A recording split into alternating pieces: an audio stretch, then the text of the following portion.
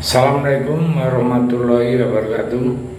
Selamat siang, salam sejahtera untuk kita semua. Salam Melayu, salam untuk saudara semua yang ada di dalam maupun di luar negeri. Mudah-mudahan bahagia selalu. Yang sakit mudah-mudahan cepat sembuh. Yang bekerja mendapat rezeki yang berkah. Amin. Gegap gempita Pilpres tahun 2024 sebentar lagi akan berakhir.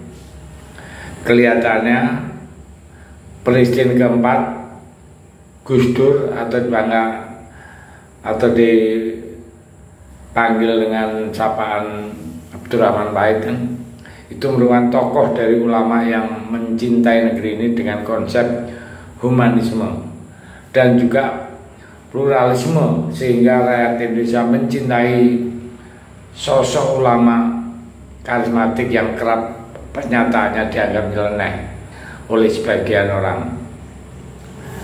Gus Dur Presiden keempat yang cukup kocak, yang kerap melontarkan pernyataan begitu saja, kok repotnya ketika menghadapi berbagai persoalan bangsa ini. Yang menarik ya, Gus Dur menyebut Prabowo akan menjadi presiden di usia senja. Akan benar terjadi di 2024 kah? Tentu semuanya masih menjadi teka-teki sebab proses perhitungan suara masih berlanjut. Sebagaimana kita ketahui, pemungutan suara pemilihan umum tahun 2024 baru dimulai kemarin kan, 14 Februari. Siapa yang akan menjadi pemenang pemilihan presiden? Komisi Pemilihan Umum atau KPU secara resmi baru akan mengumumkan hasil paling lambat pada 20 Maret mendatang.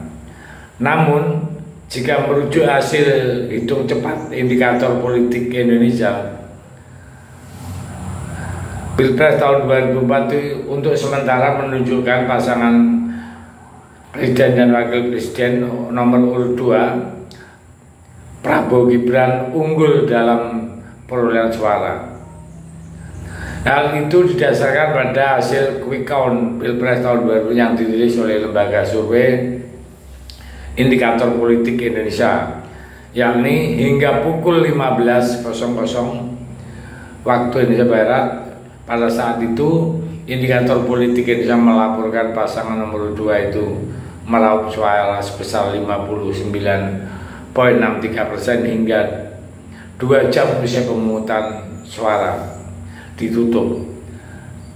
Paslon Anies Mohaimin di urutan kedua dengan perolehan suara 23,5%, sementara paslon Ganjar Mahfud berada di posisi paling bawah dengan 16,96% suara hingga pukul 15.00 waktu Indonesia bagian barat. Adapun indikator Politik Indonesia melaporkan jumlah suara yang telah masuk hingga pukul 15.30 dalam hasil quick count di Pilpres tahun 2024 waktu Indonesia Barat baru mencapai 26,93%. Tingkat partisipasi publik dalam Pilpres tahun 2000 menurut hasil quick count Pilpres tahun 2000 menurut Indikator Politik Indonesia mencapai 83,75%. Sementara itu margin of error dari hasil quick count Pilpres tahun 2004 ini menurut Indikator Politik Indonesia tercatat 0%, yang mana menjadi pertanyaan publik, apakah ini pertanda ramalan Gus Dur akan terbukti kembali? Perlu diketahui ya, Gus Dur itu merupakan seorang presiden dari kalangan ulama, di mana dia kerap yang menjadi prediksi Gus Dur jarang meleset ya. Mulai dari ramalan Gus Dur tentang Jokowi yang akan menjadi presiden sampai Ahok akan menjadi gubernur Jakarta memang sudah terbukti ya. Sementara itu kedekatan Prabowo dengan Gus Dur memang sudah banyak diketahui oleh publik. Hal itu paling diingat terkait pandangan Gus Dur terhadap sosok Prabowo adalah soal pernyataan Gus Dur yang menyebut Prabowo sebagai orang yang paling ikhlas kepada rakyat Indonesia. Untuk itu kita lihat beberapa pujian warganet ya di hari pesta demokrasi ini, mulai dari optimisme pada masa depan negara, pengalaman menjalani perusahaannya, hingga pesan untuk masyarakat Indonesia. Banyak warganet mengaku tergugah untuk kalimat-kalimat Prabowo yang menurut netizen sangat jauh dari kebencian.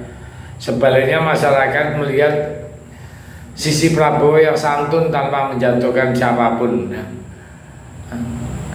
Dan lain halnya tentang Prabowo ya. Nah, sekarang Presiden Joko Widodo yang putra sulung jadi wakil ya, yaitu Gibran Rakabumi mendampingi Prabowo di Pilpres tahun 2004 ini, meskipun banyak kritikan yang datang mulai dari akademisi, mahasiswa dan budayawan, di mana konstitusi dikangkangi begitu saja demi meloloskan sang putra mahkota. Apa yang terjadi ini sudah semakin memperlihatkan bahwa ketidakberesan itu sangat meresahkan. Dan apakah rakyat mau menerima begitu saja tentang Pilpres ini yang dugaan keras sekali kecurangan di mana-mana dan menguatnya kecurangan itu selama kampanye ya. Banyak pelanggaran dilakukan oleh 02 tetapi tidak ditindak. Hanya peringatan demi peringatan, baik itu peringatan keras maupun peringatan berupa teguran, hanya sebagai angin lalu, tidak ada efeknya. Jadi memang benar apa yang disampaikan oleh Baby Tri dalam film Dirty Vote ya, bahwa tidak perlu pintar atau cerdas untuk melakukan semua kejanggalan itu. Cukup dua syarat, yaitu mental culas dan tahan malu. Dari awal pencalonan Gibran sebenarnya sudah jelas terjadi pelanggaran etik berat dan kelicikan. Hal ini tergantung masyarakat. Sekarang sudah selesai dan Wikor Prabowo sudah menang ya. Saya jujur sedih. Sedih bukan masalah Ganjar kalah atau enggak. Sedih karena rakyat Indonesia cara memandang ini itu dianggap biasa-biasa saja. Pelanggaran pemilu dianggap saja. Nah, ini akan membahayakan negara kita ya. Demokrasi kita akan terkoyak. Tapi itulah pilihan rakyat. Kita lihat dalam 5 tahun ke depan, kalau toh misalnya Prabowo jadi presiden, kita akan mengawal terus agar supaya tidak mengoyak negara ini. Terima kasih. Merdeka.